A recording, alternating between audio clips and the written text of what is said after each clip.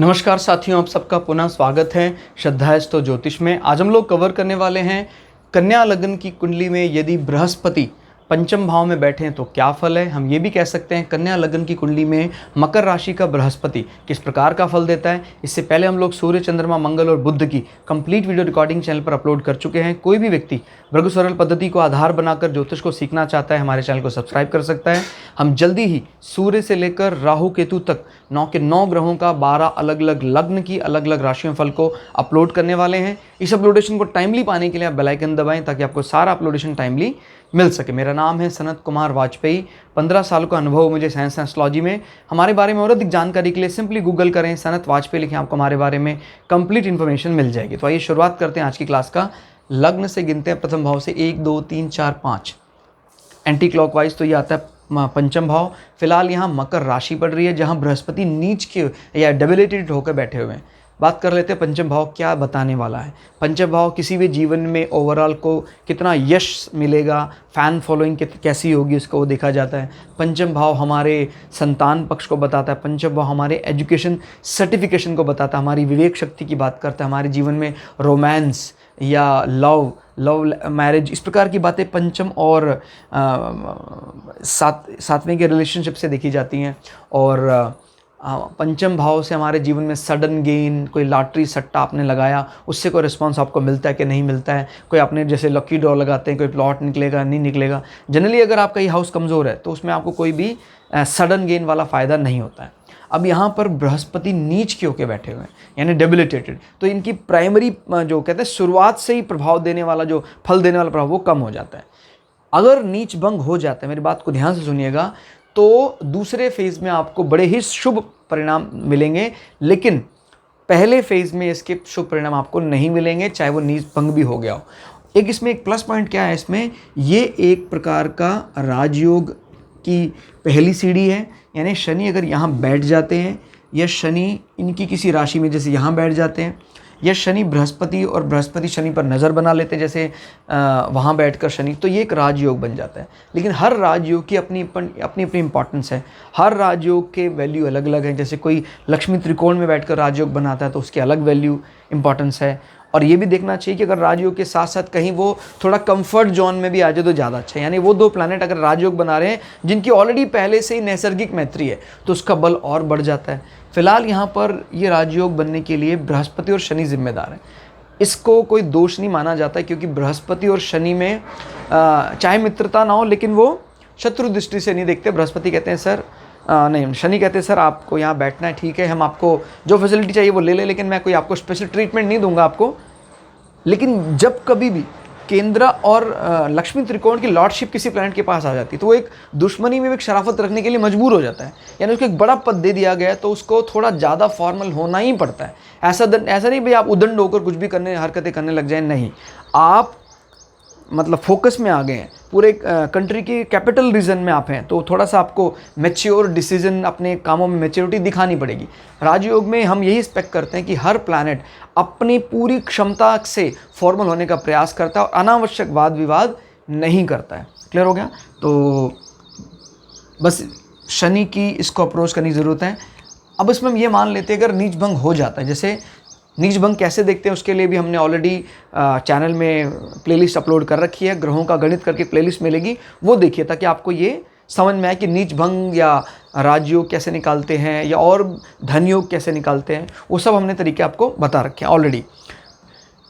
यहाँ फिलहाल पंचम भाव में बैठना आपके विद्या को बाधित करेगा। शुरुआत में आपको ना कोई इंजीनियरिंग एंट्रेंस एग्जामिनेशन इस प्रकार के कोई चीज़ें हों उसके लिए बड़ा मेहनत करनी पड़ेगी। मैं इंजीनियरिंग एंट्रेंस एग्जामिनेशन की बात क्यों कर रहा हूँ, क्योंकि 10th नंबर का मतलब ही कहीं ना कहीं क्योंकि शनि भी इंजीनियरिंग वर्क्स की बात करता है और specially related to iron industry इस प्रकार की चीज़ों में बात करता है। और बृहस्पति का वहाँ अप्रोच करना यानी इंजीनियरिंग में एक अच्छा पद की बात करता है, डिप्लोमा ITI के ऊपर की बात करता है। क्लियर हो गया?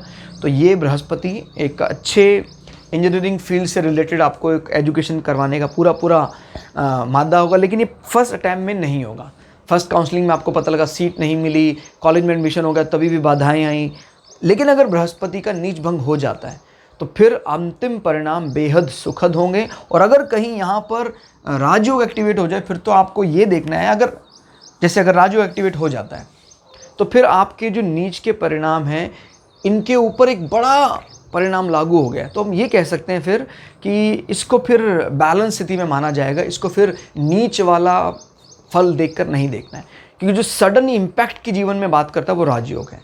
लेकिन सडन का मतलब ये तो है पक्का कि आपको जीवन के शुरुआत के सेक्शन में कुछ तो ऑब्स्ट्रक्शन का सामना करना ही पड़ेगा। उसके बाद जैसे ही, और ये जनरली कब ट्रिगर करता है ये भी बात मायने रखती है। जीवन में इस प्लैनेट का बड़ा फेज यानी आइदर महादशा और अंतरदशा, क्लियर हो गया, प्रत्यंतर दशा या प्राण दशा से एक्टिव होने वाले नहीं है। एटलीस्ट ये प्लैनेट आपके जीवन में साल 2 साल रहें तब जाकर वो ट्रिगर कर जाता है, और ट्रिगर होने के बाद जैसे नीच भंगा होता है फिर आपका इसका रिजल्ट दिखाई देने लग जाता है। जैसे मान लीजिए किसी का जीवन में स्टार्टिंग के टाइम पे चल रहा था वो प्लैनेट, उस समय उसके जीवन में बुरा प्रभाव देखने को मिला। उसके बाद प्रायः पहली महादशा में तो इसका कोई भी फल पॉजिटिव देखने को नहीं मिलता है। फिर जब दूसरी महादशा लगी, जैसे सपोज जब आपका जन्म हुआ था तो शनि के सिर्फ 1 साल रह गए थे महादशा के, अच्छी बात है, शनि की 1 साल आपने भोग के फिर दूसरे प्लैनेट की भोगने लग गए आप। और उस दूसरे प्लैनेट में जैसे ही बृहस्पति का अंतरदशा आता है, क्लियर होगा, यही कोई 2, 2.5, 3 साल वाली जो टाइम पीरियड आता है उस समय पर आपको ट्रिगर कर जाएगा। और उसके बाद नेक्स्ट में जब बृहस्पति अपनी महादशा में आएगा तो पूरे जोर शोर के साथ आपको उसका परिणाम देगा। एक बात और याद रखिएगा, हमारे लिए जो सबसे लकी प्लैनेट हैं, ये भी बड़ी देखिए हमें क्या क्या देखना होता है कुंडली में, लग्न, लग्नाधिपति, चंद्र, चंद्राधिपति और दशा शेष, किसकी दशा चल रही है, किसकी अभी शेष है। ये बहुत इंपॉर्टेंट बात जो मैंने अभी बोली। 4 पॉइंट तो जनरली सब लोग देख लेते हैं, 5वां पॉइंट कोई नहीं देखता है। अगर 5वां पॉइंट आपने नहीं देखा, यकीन मानिए ये एक बहुत बड़ा लॉस हो सकता है किसी भी जातक कुंडली के लिए। जैसे मान लीजिए हमने देखा कि इस कुंडली के लिए बुध जैसा प्लैनेट कमाल है उसके जॉब स्टेटस के लिए, लेकिन दुर्भाग्य से या तो उसकी महादशा जब वो पैदा हुआ तब आई, और या जीवन में जब उसको सबसे ज़्यादा आवश्यकता थी तब आई ही नहीं। अब जैसे मान लीजिए जब वो 70 साल का हो गया तब बुध की महादशा लगी, तब ना ऐसा व्यक्ति इस स्टेटस के फल को एंजॉय तो करेगा नो डाउट, लेकिन उसको सबसे ज़्यादा सपोर्टिव माने हमने जो बाय डिफ़ॉल्ट अपने दिमाग में रख रखा है, भाई देखो 25-30 साल की उम्र में अगर हमारे कर्म क्षेत्र या हमें धन देने वाले प्लैनेट एक्टिवेट हो जाते हैं तो ये एक स्मूथ लाइफ की बात करता है। ठीक है, आप कह देते भी सर अंतिम रिजल्ट तो मिला ना, लेकिन हमने अपनी डायरेक्टरी में रख रखा है भाई जिस समय जो चीज़ होनी चाहिए वो मिलेगा तो हम उसको ज़्यादा भाग्यशाली डिक्लेयर करेंगे। तो याद रखिएगा दशा शेष का बड़ा महत्व होता है। अगर आपके जीवन में सपोर्टिंग दशा बुध की जब आपका 25 साल हो गए उसके बाद लग जाती है तो बल्ले बल्ले है, ना सिर्फ आपका कर्म क्षेत्र के लिए बहुत अच्छा होगा, आप अपने बौद्धिक स्तर के चरम पर चले जाएंगे। क्लियर? तो बृहस्पति इस हाउस से दूसरे में बैठे, क्लियर होगा। जब कभी भी आपके मकान से मिलने वाले या आपके माता के एसेट्स की बात करते हैं तो हम देखते हैं पंचम भाव में, तो जब कभी यहाँ बैठा होता तो ये हम ये कह सकते हैं भाई माँ का जो एसेट्स है उनको दिक्कतों के बाद मिलेगा, कानूनी दांव पेच के बाद मिलेगा। आपके मकान का जो सेविंग्स हैं या आपके मकान में जो भी तिजोरी है उसका भरना समय लगता है, क्लियर हो गया। मकान में जो भी तिजोरी है उसको भरने में समय लगता है। प्रथम दृष्टा तो ऐसा लगता है खाली रहती, क्योंकि वो मकान से संबंधित एसेट्स की बात करता है, क्लियर हो गया। या उसकी जो रीसेल वैल्यू है वो ख़राब है, बढ़ी नहीं रही है, आपको लग रहा है यार ये मकान तो वैल्यू उसकी बढ़नी चाहिए थी, तो वो वहाँ बैठा हुआ है नीच का होकर, क्लियर हो गया। और जब आपके एजुकेशन का संबंध आपके डिग्री सर्टिफिकेशन था तो ये बहुत प्लस पॉइंट है, बशर्ते कि राजयोग पूरा एक्टिवेट हो जाए। इसका स्वामी यहाँ बैठा है तो आपको जो एजुकेशनल इंटरेस्ट है उसी से संबंधित आप डिग्री सर्टिफिकेशन करेंगे, ये एक प्लस पॉइंट है, क्लियर हो गया। उसको आपका माहौल मिल जाएगा, यानी first attempt, second attempt, final attempt के बाद टूटते टूटते फाइनली आपको वो चीज़ मिल जाएगी जो आपको पसंद थी, ठीक है। तो ये एक अच्छी बात है।